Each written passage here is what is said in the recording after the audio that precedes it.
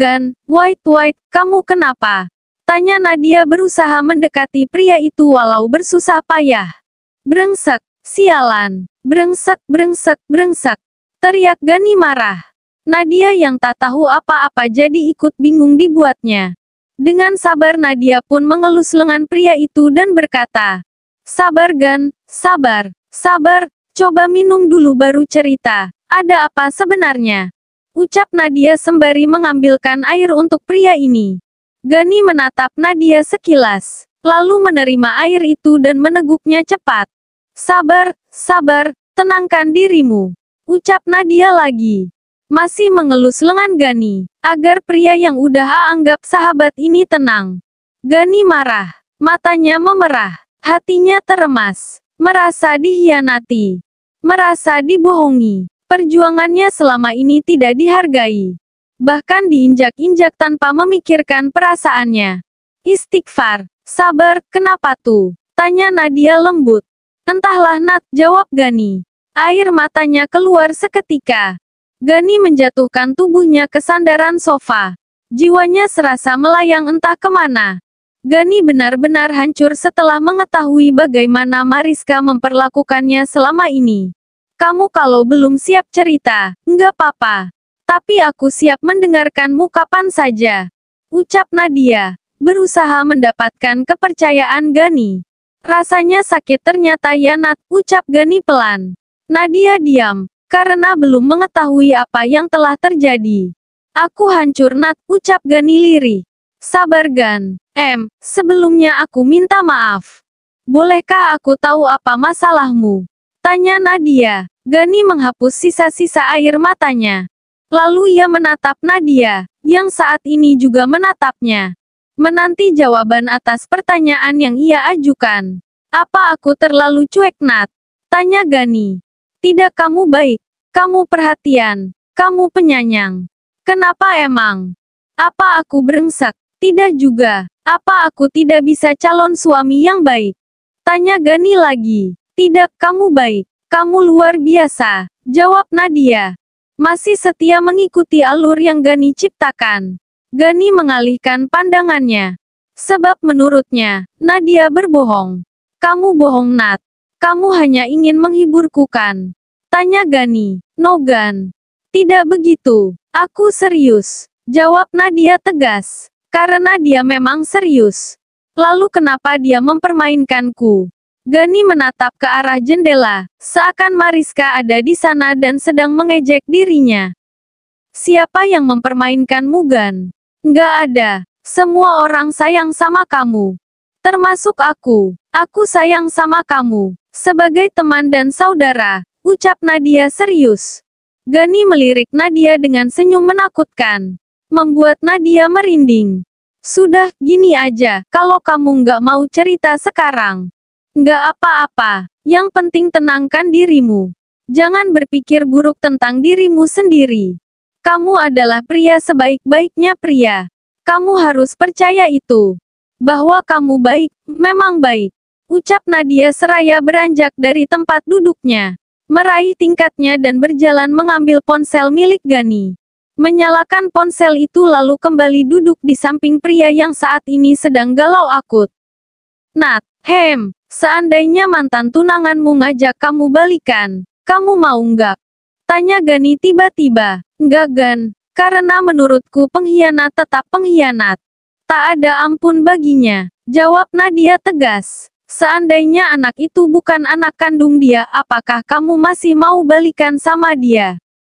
Tanya Gani lagi. Nggak Gan, aku nggak mau. Bukankah aku udah pernah bilang? Sekali bilang enggak ya enggak. Mau itu anak dia, mau bukan. Bagiku, kalau dia yang dituduh, berarti mereka udah pernah tidur bareng dong. Ya kan, logikanya kan gitu. Dan aku tidak bisa menerima itu. Begitu, jawab Nadia jujur. Apakah kesucian itu sangat penting bagimu Nat? Tanya Gani lagi. Ini bukan masalah suci apa enggak Gan.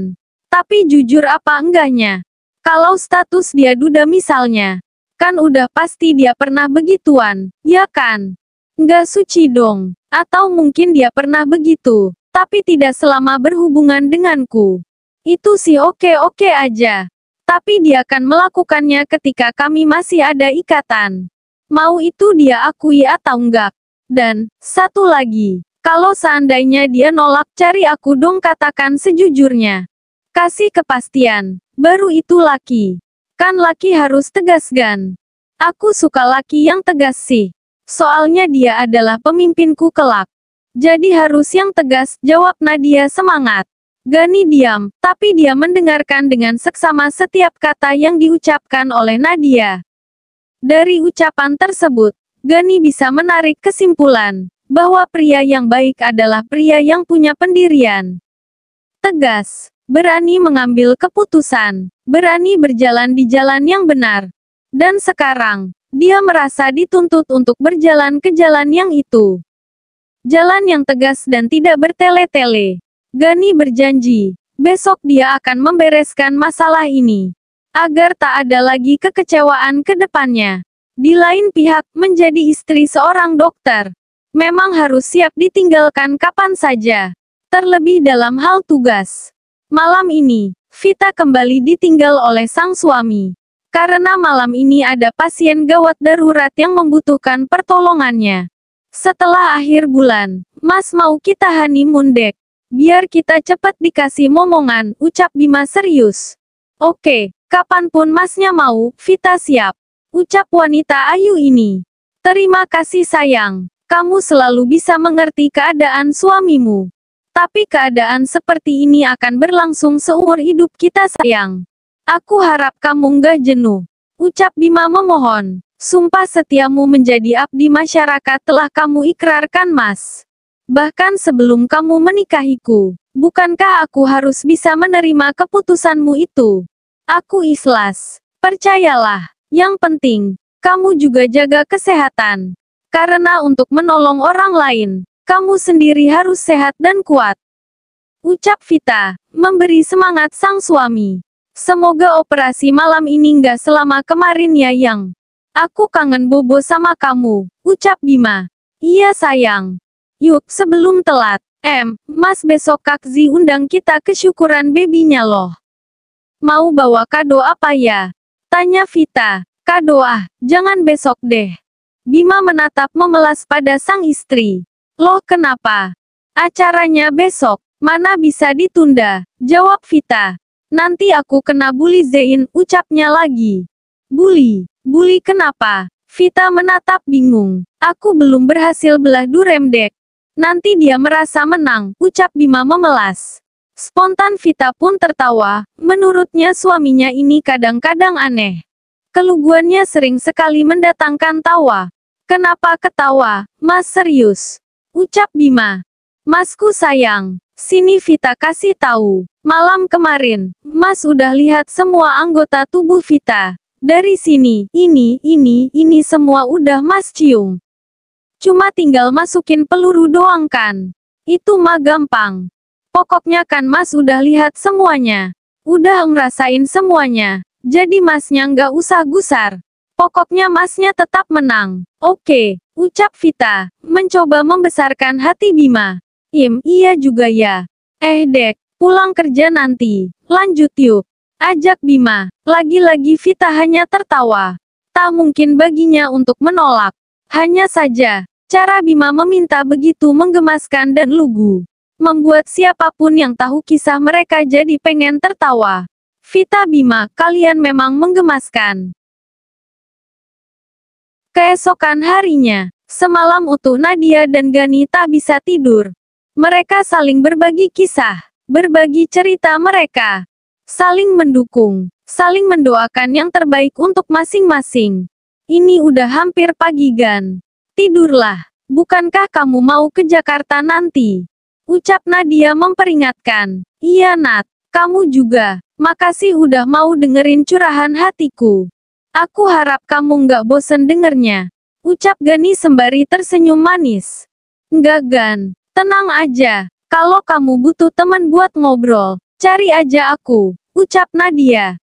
Aku nggak salah kan Nat? Kalau aku batalin pernikahan ini. Kelakuan dia kayak gitu Nat. Dia nggak jujur. Aku nggak bisa menjalin hubungan dengan seseorang yang nggak jujur, Nat, ucap Gani lagi. Soal keputusan itu, aku nggak mau ikut campur. Itu adalah ranah pribadimu. Sebaiknya kamu pun harus berkomunikasi dengan ibu dan ayahmu dulu. Minta pendapat mereka, jangan buru-buru. Belum lagi mereka juga happy banget kan kamu mau merit. Yang artinya kekhawatiran untuk anak lajangnya ini udah berakhir. Pokoknya intinya kamu datang ke orang tuanmu dululah. Baru kamu ambil keputusan, jawab Nadia mengingatkan. Kamu bener, Nat. Kau mesti ngomongin ini ke mama papa dulu. Aku tahu mereka pasti kecewa. Tetapi, alangkah baiknya kalau mereka kecewa sekarang daripada nanti, Nat. Makasih atas sarannya, ucap Gani. Nadia mengangguk sembari tersenyum senang. Ya udah, kamu keranjang Gi. Biar aku yang tidur sofa, ucap Gani. Kamu aja yang keranjang. Aku nyaman di sini, Gan.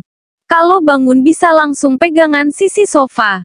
Kalau di ranjang mesti guling dulu, jawab Nadia sembari terkekeh.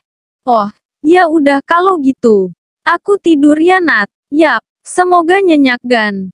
Makasih, Nat. Untukmu pun. Balas Gani lagi. Lalu mereka pun berpisah tempat. Gani naik ke ranjang, sedangkan Nadia berbaring di sofa. Nadia belum bisa memejamkan mata. Sungguh, ia tak tega melihat Gani menderita seperti itu. Rasa kasihan mulai menjalar di dalam lubuk hatinya gadis ini. Sebenarnya ia tak rela Gani diperlakukan seperti itu. Ia tak rela jika pria pemilik hatinya itu ternyata ditipu. Namun, Nadia juga tak bisa berbuat apa-apa. Ini bukan ranahnya untuk ikut campur. Di pihak Gani, pria itu juga tak bisa memejamkan mata. Kali ini bukan karena pengkhianatan dan kebohongan yang dilakukan oleh Mariska, melainkan cara Nadia menghadapi dirinya. Gadis itu begitu pandai menghadapinya. Tak sedikit pun ia takut lalu meninggalkan. Justru ia malah tetap stay di tempat. Menenangkannya bahkan mendengarkannya tanpa protes sedikit pun. Gani mengingat kembali apa yang mereka bicarakan, ia tersenyum sendiri. Sebab ia belum pernah seterbuka ini dengan seseorang yang terhitung baru ia kenal. Mereka terlihat saling bisa menerima kisah masing-masing. Dari masa lalu hingga percintaan mereka juga tak luput dari pembahasan. Gani terlihat begitu bersemangat menceritakan perjalanan hidupnya sampai ketika ia bertemu dengan Juan dan dipercaya menjadi asisten pribadi pria itu.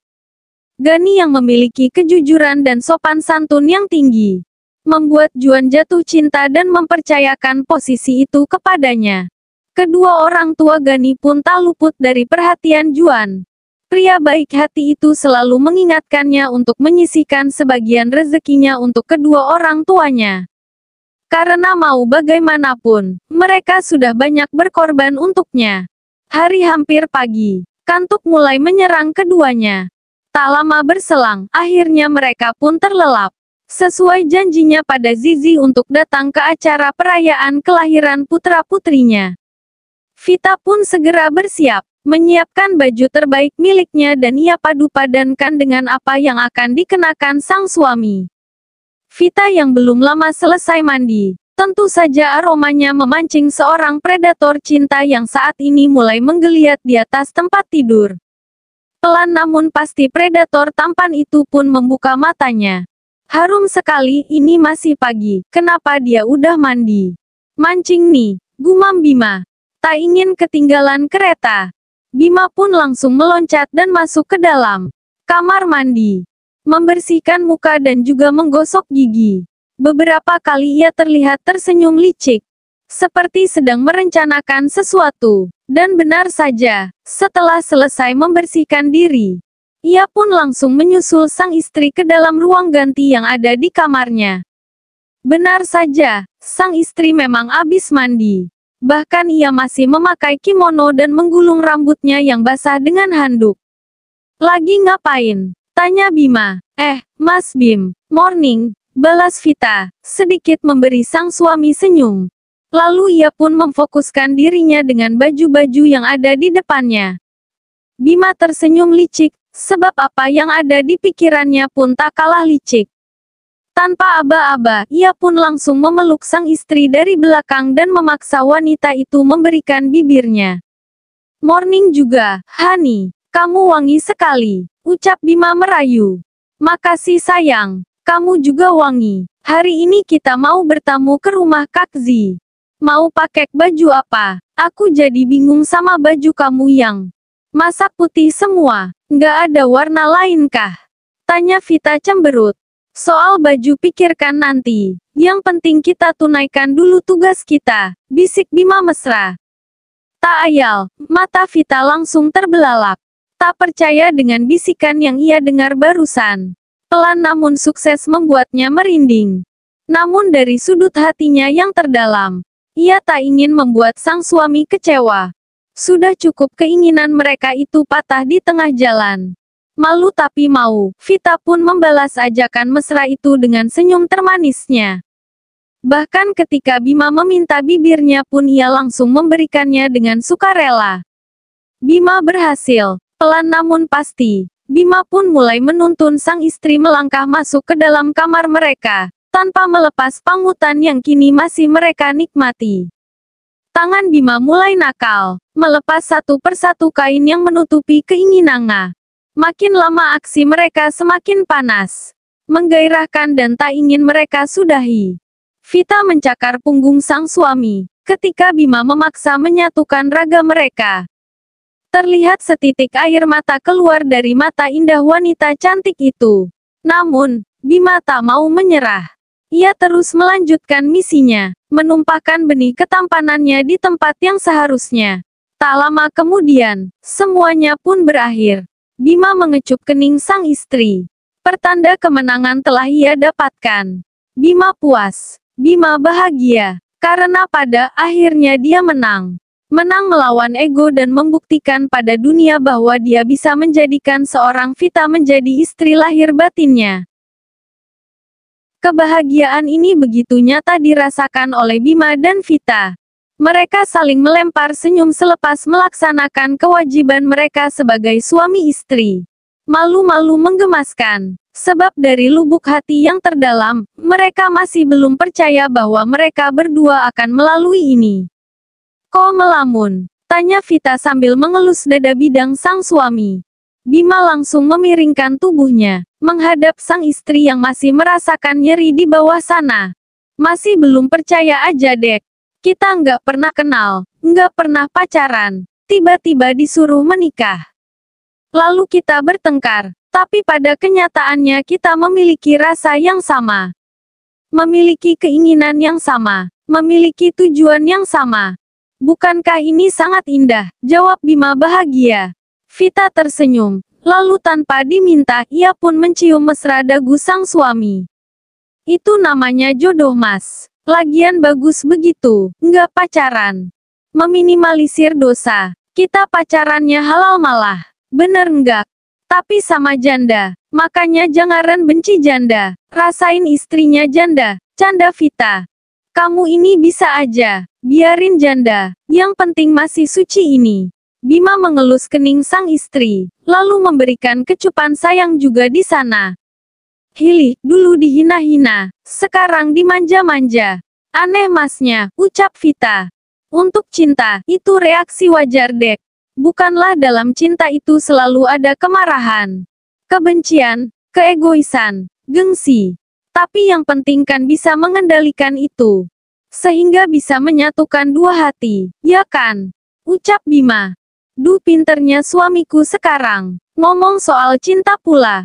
Stetoskop mana stetoskop? Vita tertawa. Ada, mau lihat. Balas Bima kocak. Mana? Serius mau lihat? Bima menatap aneh ke arah sang istri. Spontan Vita paham dengan stetoskop yang dimaksud sang suami. Bukan yang asli. Tapi itu, sudahlah. Kok diam kenapa? Bima menatap heran. Ogah, mas mesum. Loh kok mesum piye sih? Di laci samping kamu juga ada stetoskop. Emang mau ngapain? Bima jadi ikutan bingung. Vita tersenyum. Sebab suaminya terlihat begitu menggemaskan. Ngobrol terus. Kenapa kita jadi tugas negara dulu? Kan kita ada undangan ke rumah Kak Zi. Ucap Vita seraya mencoba bangun. Ah, kok nyeri, ucap Vita spontan. Alhasil, sang suami nanya tersenyum. Kenapa dek? Tanya Bima, pura-pura bodoh. Nyeri mas, jawab Vita lugu. Nggak apa-apa, itu wajar, nanti juga sembuh. Bisa jalan nggak? Tanya Bima. Hah, tanyanya, nyebelin. Vita cemberut. Loh, kok nyebelin pie tuh? Kan bener, katanya nyeri, iya itu bisa jalan nggak kira-kira? Bima tersenyum. Vita melirik kesal pada sang suami. Sebab pria itu terlihat licik dan menyebalkan. Mas bantu ke kamar mandi. Mau digendong? Tanya Bima serius. Tapi Vita menilainya modus. Disenyumnya di modus. Canda Vita. Enggak dek. Mas tulus kok. Bima tersenyum. Tulus apa modus? Vita bisa baca isi otak masnya. Please honey, jangan lagi. Masih perih, ucap Vita memohon. Kamu ini, yang nggak gitulah konsepnya. Jangan terlalu risau, nanti juga sembuh. Bima hendak membopong sang istri. Namun dengan cepat Vita menolak. Wait, no. Vita bisa sendiri. Nggak kamu nggak bisa. Paksa Bima. Bisa, sayang, bisa. Kamu jangan khawatir oke. Balas Vita tak mau kalah dengan akal bulus sang suami. Bima berhenti memaksa. Ia pun hanya melihat ketika sang istri ribet dengan selimut untuk menutupi tubuhnya. Bukankah ia sudah melihat dan merasakan semuanya? Tapi kenapa si cewek masih seribet itu? Astaga, gumam Bima tersenyum menahan tawa. Terlihat Vita berjalan terlatih. Sembari kerepotan menjaga selimut agar tidak lepas dari tubuhnya. Di lain pihak, Gani tertegun setelah membaca pesan teks yang dikirim oleh orang tuanya. Jiwanya masuk ke dalam dilema. Bagaimana tidak? Mereka mengizinkannya melepas pertunangannya dengan Mariska. Tetapi mereka juga memintanya menikah di hari yang sudah ditetapkan. Lalu bagaimana bisa begitu? Mau mencari di mana calon istri dalam hitungan hari. Gila, mereka sudah gila, umpat Gani kesal. Nadia yang saat itu sedang memakai perawatan wajah, jadi bingung dengan tingkah sang sahabat. Ada apa lagi dengannya? Gumam Nadia. Ada apa Gan? Apa ada masalah? Tanya Nadia. Gani menatap Nadia. Lalu sekelebat ide pun muncul. Namun, ia jadi ragu. Mungkinkah Nadia mau? Mungkinkah Nadia bersedia? Padahal, Gani tahu, Mariska pernah melabrak Nadia. Gara-gara dirinya. Oh, enggak ini loh Nat, ibuku. Aneh-aneh saja, ucap Gani gugup. Membuang pandangannya dari Nadia, mencoba menyembunyikan apa yang sebenarnya terjadi. Oh, oke, bentar lagi adikku datang Gan. Aku minta maaf ya kalau selama ini banyak ngerepotin kamu, ucap Nadia. Spontan, Gani sadar bahwa kebersamaannya dengan gadis itu tinggal menghitung menit. Kamu yakin Nat mau pisah sama aku? Tanya Gani. Nadia diam. Merasa aneh dengan pertanyaan itu. Sedangkan Gani malah duduk bersimpuh di hadapannya. Seakan memohon pada Nadia agar jangan meninggalkannya. Terlebih saat ini, ia sangat membutuhkan seseorang untuk memahami dirinya. Gan, kamu kenapa? Kan kamu bisa telepon aku kalau ada apa-apa. Kok kamu gitu? Tanya Nadia. Gani langsung terduduk lemas di lantai menyandarkan tubuhnya di sofa. Diam sesaat, seakan sedang bingung mengambil keputusan. Nat, boleh aku tanya sesuatu? Tanya Gani sembari menopang kepala dengan rentangan, menghadap serius ke arah Nadia. Tanyakan saja Gan, nggak ada yang ngelarang, jawab Nadia. Seandainya di dunia ini hanya ada aku satu-satunya laki-laki di dunia. Kamu mau nggak jadi istriku? Gani menatap serius ke arah sang gadis. Seketika, Nadia pun tertawa. Bagaimana tidak? Pertanyaan Gani seperti sebuah lelucon baginya. Nat, jangan tertawa. Aku serius. Jawab Gani memelas. Gani, jangan seputus asa itu. Kalau memang tunanganmu itu belum ada jodoh denganmu, ya nggak apa-apa. Percayalah. Jodohmu sedang OTW. Tapi, yang jelas bukan aku. Pokoknya, percayalah, kamu adalah pria yang baik, jodohmu pasti wanita baik pula. Nadia tersenyum, namun tak dipungkiri bahwa saat ini ia pun gugup. Ah, kamu nggak asik Nat. Gani memutar balik tubuhnya kembali, lalu cemberut. Nggak asik piye tuh? Kamu nggak tahu siapa aku Gan? Siapa keluargaku? Aku anak yatim piatu. Aku masih harus bertanggung jawab atas kelangsungan hidup kedua adikku. Lalu apakah orang tuamu bakalan ngasih anaknya mengambil tanggung jawab seberat itu? Kamu itu yang nggak asik. Lain kali kalau mau ngajak cewek merit dilihat dulu. Jangan asal gerudak-geruduk. Gimana kalau seandainya aku baper? Kan berabegan. Jawab Nadia sedikit kesal. Kalau seandainya orang tuaku ngizinin, kamu mau nggak jadi istri aku? Tanya Gani lagi. Astagfirullahalazim, ini anak kenapa? Gan, sadar. Kelarin urusan kamu satu persatu. Kali aja pas perjalanan kamu balik kampung, ketemu jodoh. Ih, aneh. Lama-lama Nadia kesal beneran. Masalahnya begini Nat, ucap Gani sambil menyerahkan ponselnya. Meminta gadis itu untuk membaca pesan teks yang dikirim orang tuanya kepadanya.